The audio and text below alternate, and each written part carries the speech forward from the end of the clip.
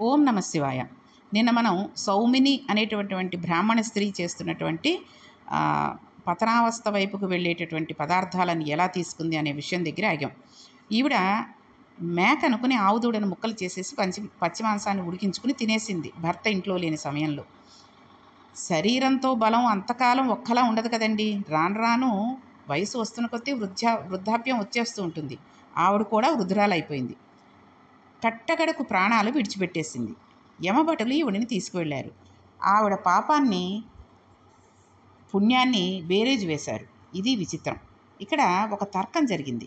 ఈవిడ 2 సార్లు శివశవ అన్నందుకు ఈవిడికి ఏ పుణ్యం ఇవ్వవచ్చు అని అడిగారు. అప్పుడు యమలోకంలో ఉండేటటువంటి బాధలు పెట్టగా అత్యంత హేయమైన సంస్కారం ఉన్న కుటుంబం నందు చీకటి పడిన తర్వాత ఈవిడ నడుస్తూ ఉంటే ఎవరికీ తెలియనంత నల్లటి రూపంతో పుట్టించి పుట్టుకతో అందురాలిని చేసి కుష్టు వ్యాధిని కట్టబెట్టండి. అప్పుడు ఈవిడికి యవ్వనం వచ్చేసరికి ఒంట్లో నుండి చీము నెత్తురు అలా కారిపోతూ ఉండాలి. ఎవ్వరూ ఈమె దగ్గరికి రాకూడదు. ఈమె శరీరంలోంచి పుల్లటి కంపు వస్తూ ఉండాలి. ఎప్పుడూ ఈగలు దోమలు మిసులుతూ ఉండాలి. చేసిన పాపం అనుభవించబడాలి. అందుకే కొన్ని ప్రాణులు చూడండి లోకంలో ఇలాగే పుడతాయి. కాబట్టి ఇప్పుడు ఈ పాపం అంతా అనుభవంలోకి వెళ్ళిపోవాలి. శివశివ అన్నందుకు ఈవిడకు గోకర్ణం మాత్రం చేర్చండి అని చెప్పారు. మరుజన్మలో భయంకరమైన సంస్కారం కలిగి కుటుంబం నందు పుట్టుక చేత బొగ్గు వంటి వర్ణంతో అంధురాలుగా పుట్టింది. ఆవిడికి ఏమీ తెలియదు. పుట్టినప్పటి నుంచి ఆవిడ అంధురాలు. దానికి తోడు చాలా చిన్న వయసులో ఆవిడికి కుష్ఠవ్యాధి పట్టుకుంది. ఒళ్ళంతా పాకేసింది. ప్రాణం మాత్రం పోలేదు. అన్నీ తెలిసిన వాడికి అమావాస్య మరణం, ఏమీ తెలియని వాడికి ఏకాదశి మరణం అని ఒక సామెత ఉంది కదండి. అన్ని పూజలు చేసుకునే వాళ్ళకి, అన్ని భక్తి తెలిసిన వాళ్ళకి, అన్ని సంస్కారాలు తెలిసిన వాడికి అమావాస్య రోజు మరణం వస్తుందిట. చాలామందికి చూడండి, తండ్రి ఎంతో గొప్ప సంస్కారం ఉన్నవాడు, భగవద్భక్తి కలిగినవాడు, అందరికీ మంచి చెప్పేవాడు అయినటువంటి వాడికి కొడుకు కుసంస్కారిగాను, చదువు లేనివాడిగాను, లేదా చదువు ఉండి అన్నీ చేసిన తర్వాత ఒక తన కులం కాని వాళ్ళని, తక్కువ కులం వాళ్ళని ఎవరినో పెళ్లి చేసుకుని తల్లిదండ్రులు పరువు తీసేసేయడము ఇలాంటివి చేస్తూ ఉంటారు. కాబట్టి అన్నీ తెలిసిన వాడికి అమావాస్య మరణం, ఏమీ తెలియని వాడికి ఏకాదశి మరణం అని చాలామంది చూడండి మామూలుగా కాశీ పెడదామనో పుణ్యక్షేత్రానికి పెడదామనో వెళ్ళి వస్తూ ఉంటారు, వెడుతూ ఉంటారు. ఆ కాశీలోనే మరణాన్ని పొందుతారు, ఎంతో అదృష్టం చేసుకుంటారు. కాబట్టి ప్రపంచంలో ఈశ్వరుడు వేసే గొప్ప శిక్ష వ్యాధితో పాటు దీర్ఘజీవనాన్ని ఇవ్వడం. ఇలా చేస్తే ఇంకా నరకం ఎక్కడో ఉండదు. అప్పుడు తెలుస్తుంది అనుభవం అంటే ఏమిటో. చూడండి, మనకి దీర్ఘాయుష్యుని ఇచ్చాడు ఆయన, కానీ చేసినటువంటి పాపాల మూలానికి ఒక రకమైన వ్యాధినిచ్చాడు. ఈ వ్యాధితో ఎంతో కాలం జీవించాలంటే ఎంత కష్టమండి. కాబట్టి ఆ వ్యాధితో అంతలాగా జీవించడం నరకం కంటే ఇంకా కష్టమైనది. మన వెనక ఉన్నవన్నీ మన సొమ్మని చూసి ఉన్నాయండి. మన వెనకాల ఉన్న వాళ్ళందరూ ఎందుకున్నారు అనుకుంటున్నారు? మన దగ్గర ఉండే డబ్బు, మన మన యొక్క కీర్తి ప్రతిష్టలను బట్టి మన వెనక జనాలు ఉంటారు. అవే లేనప్పుడు ఎవ్వరూ ఉండరు. మనతో ఉండేది ఎవరో తెలుసా అండి? అప్పుడు ఈశ్వరుడు ఒక్కడే. ఆయన ఒక్కడే మనకు రక్షకుడు. ఎవ్వరూ రక్షించలేని బలహీనమైన క్షణంలో మనకు రక్షణ ఈశ్వరుడు వల్లనే ప్రసరిస్తుంది. కాబట్టి ఈశ్వరుడి యందు భక్తితో ఉండి తీరాలి. తెలిసి తెలియక చేసుకున్న పాపకర్మను ధ్వంసం చేస్తూ ఉండాలి అంటే భగవంతుణ్ణి భక్తితో నమ్మి విశ్వాసంగా ఉండాలి. ఆవిడ దూడని చంపిన తర్వాత అనాలోచితంగా శివశివ అని అంది కాబట్టి అందువలన ఆవిడికి గోకర్ణం వెళ్ళే ఏర్పాటుని ఇచ్చారు. ఆవిడని అందరూ వదిలిపెట్టేశారు. ఇప్పుడు ఆవిడ గోకర్ణం ఎలా వెడుతుంది? అసలే అంధురాలు, అందులో కుష్ఠురోగి. ఆవిడ అలా నిలబడితే ముష్టి వేయడానికి దగ్గరికి వెళ్ళడానికి భయపడేవాళ్ళు. ఒళ్ళంతా పుళ్ళు, నెత్తురు, చీము, ఒంట్లోంచి పురుగులు కారుతూ ఉండేవి. పాపం చేసేయడం తేలిక కదండి. పాపం చేసేయడం చాలా తేలిక. కానీ పాప ఫలితం వ్యాధి రూపంలో అనుభవ రూపంలోకి వచ్చేసరికి దానిని పంచుకునేవాడు ఎవడూ ఉండడు. ఎవడు చేశాడో ఆ పాపాన్ని వాడే అనుభవించి తీరాల్సిందే. ఇప్పుడు ఈవిడ ఎవడైనా అన్నం పెట్టేవాడు ఉన్నాడా అని ఏడుస్తోంది. ఆ సమయంలో మహాశివరాత్రి నాడు గోకర్ణ క్షేత్రాన్ని చేరుకుని పూజ చేసుకోవాలని కొంతమంది పాదయాత్ర చేస్తున్నారు. వాళ్ళు శివనామం జపిస్తూ వెడుతున్నారు. అప్పుడు ఆవిడ, ఇక్కడ ఉంటే ఎలాగూ పెట్టేవాళ్ళు లేరు, వీళ్ళు బాటసారులు కాబట్టి వీళ్ళు వెళ్ళేటప్పుడు అన్నాలు పట్టుకుని పెడతారు, వీళ్ళు భక్తి తత్పరులు కాబట్టి వీళ్ళ వెనకాలే వెళ్ళినట్లయితే నన్ను తోసేరు, చీ అని విసిరేయరు, కాబట్టి వీరి వెనకాల వెళ్ళిపోదామని, వీరు భాగవతులు కాబట్టి ఇంత హీన రూపంలో ఉన్నప్పటికీ నన్ను వదలరు, నాకు కూడా కొంచెం అన్నం పెడతారు అనుకుంది. ఆవిడికి వాళ్ళు గోకర్ణం పెడతారని కానీ గోకర్ణం పెడుతున్నారని కానీ తెలియదు. కాబట్టి వెంటపడింది. చిట్ట చివరకు మహాశివరాత్రి నాడు వీళ్ళందరూ గోకర్ణం చేరారు. అప్పటి వరకు వీళ్ళు అన్నం పెట్టారు కానీ ఇక గోకర్ణం వెళ్ళిన తర్వాత ఇంకెందుకు పెడతారు? ఎవరి మానాన వాళ్ళు ఆలయంలోకి అభిషేకానికి వెళ్ళిపోయారు. మళ్ళీ అన్నం పట్టేవాళ్ళు లేక అక్కడ కూర్చుని ఏడుస్తోంది. అపారమైన ఆకలి. ఆ ఆకలితో చేయి చాపి ఎవరైనా ఏమైనా పెడతారేమోనని అన్నమో రామచంద్ర అని ఏడుస్తోంది. అది మహాశివరాత్రి పర్వదినం. మహాశివరాత్రి నాడు ఎవరు ఏది పట్టుకెళ్ళినా ఈశ్వరార్చనకే కానీ తాము తినడానికి లోపలికి ఏమీ పట్టుకెళ్ళి వెళ్ళరు కదండి. అలా పెడుతున్న ఒక ఆయన ఈమెను చూసేసరికి చాలా జాలి వేసింది. జాలి వేసి ఆయన బుట్ట నిండా మారేడు పత్రి ఉంది. గోకర్ణానికి కోటి లింగాల క్షేత్రం అని పేరు కూడా ఉంది కదండి. ఒకప్పుడు అక్కడ ఎక్కడ చూసినా శివలింగాలే. ఆ క్షేత్రం కృతయుగం నుంచి ఉందండి.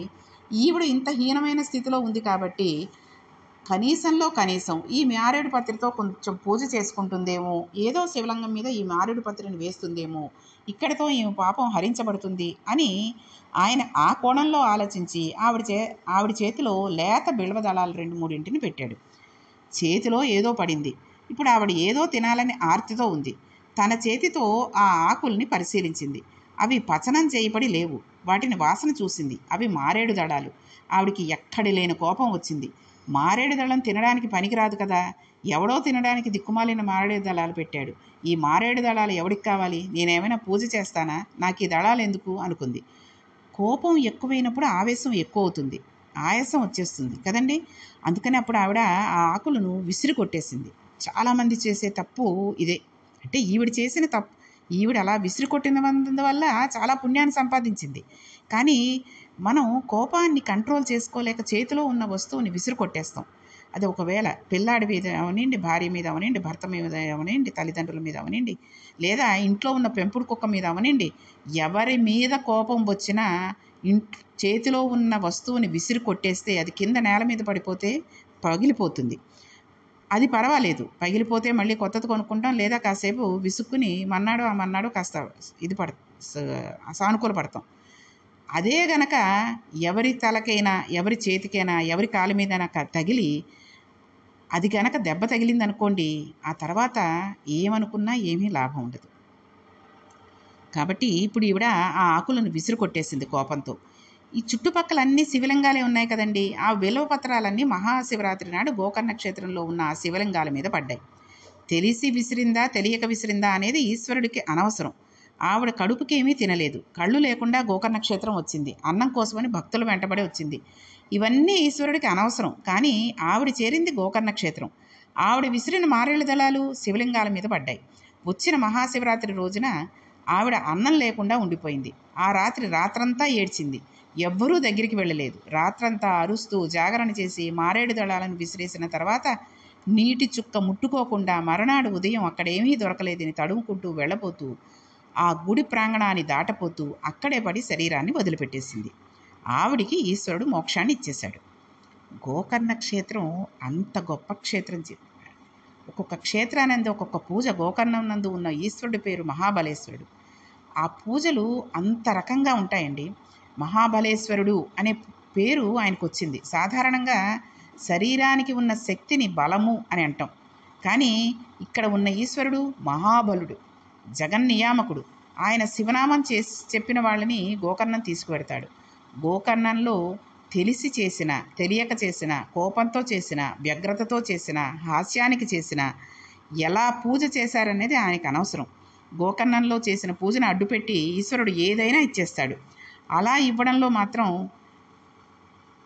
ఈ మాత్రం దానికి ఇలా ఎందుకు ఇచ్చావు అని మనం ఆయనను అడగలేం. ఆయన సర్వజగన్ నియామకుడు కాబట్టి మనం ఆయనను అడగలేము. గోకర్ణం అంత మంగళప్రదమైనటువంటి క్షేత్రం. అసలు గోకర్ణానికి వెళ్ళడం ముఖ్యంగా మన జీవితంలో జరగవలసినటువంటి 4 విషయాలు ఏంటో తెలుసా అండి? గోకర్ణ క్షేత్రానికి వెళ్ళగలగడం, ఆ రోజు తిథి మాస శివరాత్రి అయి ఉండడం, చేతిలో కాసిన బిల్వపత్రాలు ఉండడం, కాస్త జలం ఉండడం, గంగా జలం అవనండి, లేదా శుభ్రంగా మడిగా పట్టుకున్న నీరైనా అవనండి. అలా వెళ్ళి అక్కడంతా శివలింగాలే కదండి. గుడిలో ఉన్నటువంటి మహాబలేశ్వరుడి దగ్గరికే వెళ్ళక్కర్లేదు. ఎక్కడ శివలింగం ఉన్నా సరే అక్కడ కూర్చుని శివాష్టోత్తరము, శివ సహస్రము ఏదో ఒకటి చదువుకుని, లేదా ఓం నమ శివాయ, ఓం నమ శివాయ, ఓం నమ శివాయ అనుకుంటూ అక్కడికి వెళ్ళి ఆ మారేడు దళాన్ని బోర్లించి పెట్టి దాని మీద కాసిని నీళ్లు పోసి చక్కగా ఆ పరమేశ్వరుడికి ప్రదక్షిణాలు చేసుకుని స్థిమితంగా ధ్యానం చేసుకుంటే చాలండి, మనకి మోక్షం దొరికిపోయినట్టే. కాబట్టి అంత మంగళప్రదమైన క్షేత్రం గోకర్ణ క్షేత్రం. జీవితంలో ఒక్కసారైనా వెళ్ళవలసింది. మనకి భగవంతుడు మనిషి జన్మనిచ్చినందుకు ఒక్కసారైనా వెళ్ళి ఆ గోకర్ణ క్షేత్రాన్ని సందర్శించుకురావాలి. అయితే ఇక్కడ మనం భగీరథుడు చెప్పుకుంటూ ఆయన ఎందుకు అక్కడ తపస్సు చేశాడు అనే విషయాన్ని తెలుసుకుంటూ ఈ గోకర్ణ క్షేత్ర మహత్యాన్ని మనం తెలుసుకున్నాం. ఇప్పుడు భగీరథుడు బ్రహ్మగారిని గురించి అక్కడ తపస్సు చేయడం ప్రారంభించాడు. నెలకొక్కసారి ఆహారం తీసుకునేవాడు. ఇంద్రియాలను గెలిచాడు. ఇంద్రియాలను గెలవడానికి నొక్కి పట్టడానికి తేడా ఉంది. నొక్కు పెడితే అవి ఎప్పుడో అప్పుడు కాటేస్తాయి. ఇంద్రియాలని గెలవడం అంటే ఏ ఇంద్రియాలు ఆయా పదార్థాలను చూసినప్పుడు లౌల్యానికి గురి అవుతాయో ఆ పదార్థం తన ఎదురుగుండా కనబడినా ఆ ఇంద్రియాన్ని లౌల్యానికి గురికాగిపోవడం. 3 రోజులు అన్నం తినకపోయినా ఆయన ఎదురుగుండా ఒక ఆయన భోజనం చేస్తూ ఉంటే పరమ సంతోషంగా అలా కూర్చుని ఉండగలగాలి. అలా ఉండగలిగితే రసేంద్రియను గెలిచినట్టు. ఆయన అంతా తినేసి విస్తట్లోది కొద్దిగా ఊడ్చి ఒక ముద్ద చేతిలో పెట్టినట్లయితే దానిని ఈశ్వరానుగ్రహం అని చెప్పి తినేసి వెళ్ళిపోవాలి. సన్యాసాశ్రమాన్ని మన దేశంలో చాలా గొప్పగా చెబుతారండి.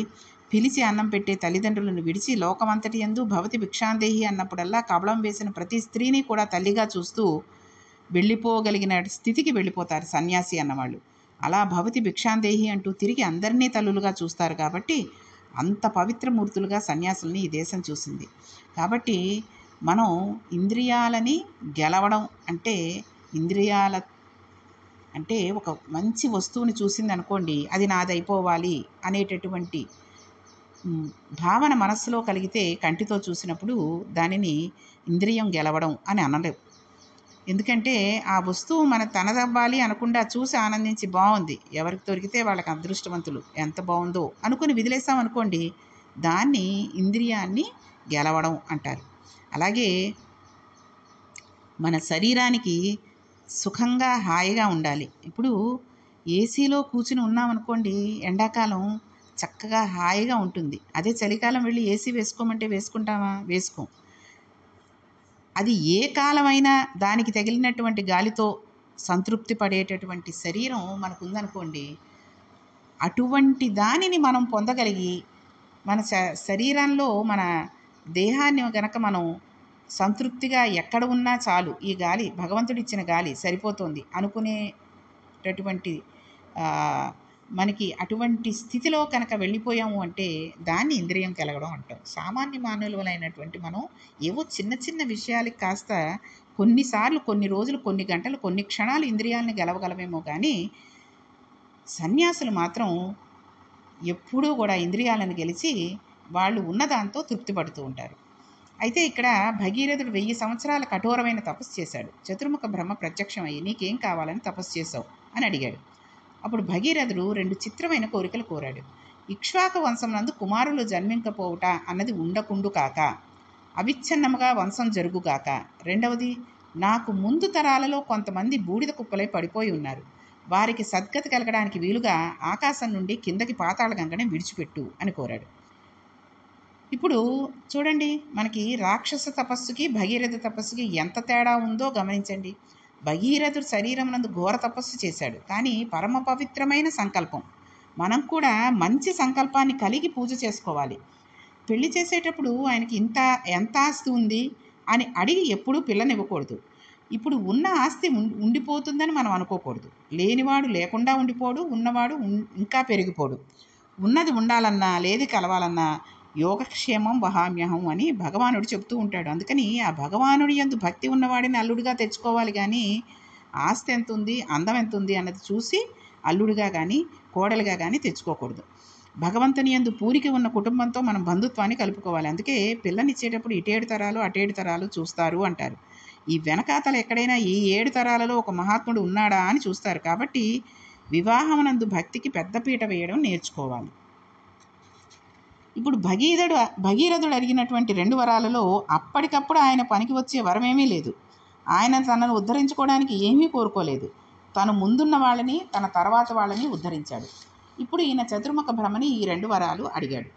అయ్యా, నాకు ఆకాశగంగని విడిచిపెట్టండి. ఆకాశగంగ హిమవంతుని పెద్ద కూతురు. దేవతలు దేవకార్యం కోసమని హిమవంతుని పెద్ద కూతురైన గంగను ఆకాశంలో ప్రవహించమని అడిగారు. అడిగితే ఆవిడ అక్కడ ప్రవహిస్తోంది. ఆ గంగ భూమి మీద పడి పాతాళానికి వెళ్ళాలి. అలా నన్ను అనుగ్రహించండి అని అడిగాడు. ఇక్కడ మనకు ఒక సందేహం రావచ్చు. గంగ ఆకాశం నుండి కిందకి ప్రవహించడానికి పెద్ద సమస్య కాదు కదా అని మనం అనుకోవచ్చు. పైనుండి కిందకి పడటం జలానికి లక్షణం, కింద నుండి పైకి వెళ్ళడం అగ్నిహోత్రుని లక్షణం. ఈ 2 లక్షణాలు పరస్పర విరుద్ధం.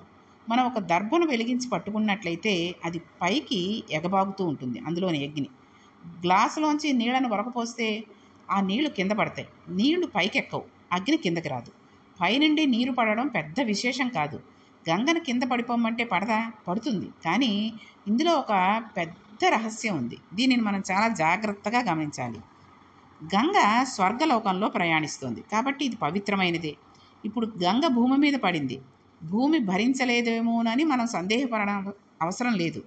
ఈశ్వరానుగ్రహం కలిగితే భూమి భరించి తదుపరి దానిని పాతాళలోకి వదిలిందే అనుకుందాం. ఇప్పుడు భూమి మీద ప్రవహించినప్పుడు దానిలో ఎవరు స్నానం చేస్తారు? భూలోకంలో ఉన్నవాళ్ళు స్నానం చేస్తారు. భూమి రైల్వే ప్లాట్ఫారం లాంటిదండి. రైల్వే ప్లాట్ఫారం మీద ఉన్న ప్రయాణికులు అటో ఇటో ఏదో ఒకవైపు వెళ్ళిపోతారు. అటూ ఇటూ వెళ్ళని వాళ్ళు ఎవ్వరూ ఉండరు రైల్వే స్టేషన్లో. ఎవరైనా ఒకవేళ దింపడానికని వచ్చి వెళ్ళిపోయే వాళ్ళు ఉంటారు, ఎక్కించేసి ట్రైన్. ఎక్కువసేపు ఉండరు. ట్రైన్ వెళ్ళిపోగానే వాళ్ళు ఎక్కేసి వెళ్ళిపోతూ ఉంటారు. వెనకటికి ఎవడో ఒక వెర్రివాడు రైల్వే స్టేషన్కి వెళ్ళి అక్కడ ఉన్న వాళ్ళని ఒక గంటలో ఇటు నుంచి అటు పోయే రైలు ఏదైనా ఉందా అని అడిగాడు. వాళ్ళు ఇటు నుంచి అటు పోయే రైలు ఏదీ లేదన్నారు. పోనీ అటు నుంచి ఇటు పోయే రైలు ఉందా అని అడిగాడు. వాళ్ళు లేదన్నారు. ఇటు నుంచి అటు కానీ అటు నుంచి ఇటు కానీ పోయే రైలు ఒక గంట లోపల లేనే లేదా అని అడిగాడు. అప్పుడు అక్కడ ఉన్నవాళ్ళు నీవు ఎక్కడికి వెడతావు అని అడిగారు. నేను ఎటూ వెళ్ళను, పట్టాలు దాడతానన్నాడు. అది అతి జాగ్రత్త. అలా భూలోకంలో ఉన్నవాళ్ళు పుణ్యం చేసుకుని పైకన్నా వెళ్ళిపోవాలి, పాపం చేసుకుని కిందకి పాతాళానికైనా వెళ్ళిపోవాలి. ఈ భూలోకం మన ఉపాసనకి స్థానం. భూమి కర్మక్షేత్రం కదండి. అందుకే ఇన్ని నదాలు, ఇన్ని దేవాలయాలు ఇక్కడ ఉన్నాయి. కానీ ఇప్పుడు ఈ భూమి మీదకి గంగ రాగానే ముందుగా పాపాత్ములు స్నానం చేసేస్తారు. పుణ్యం ఉన్నవారు చేస్తే వచ్చిన నష్టం ఏమి లేదు. బాగా పాపం చేసిన వాళ్ళు ఈ క్రింద ఉన్నవారు అంటే పాతాళంలో ఉన్నవాళ్ళు కూడా ఉంటూ ఉంటారు. ఇన్ని స్నానాలు అయ్యాక ఆ గంగ పాతాళానికి వెడుతుంది.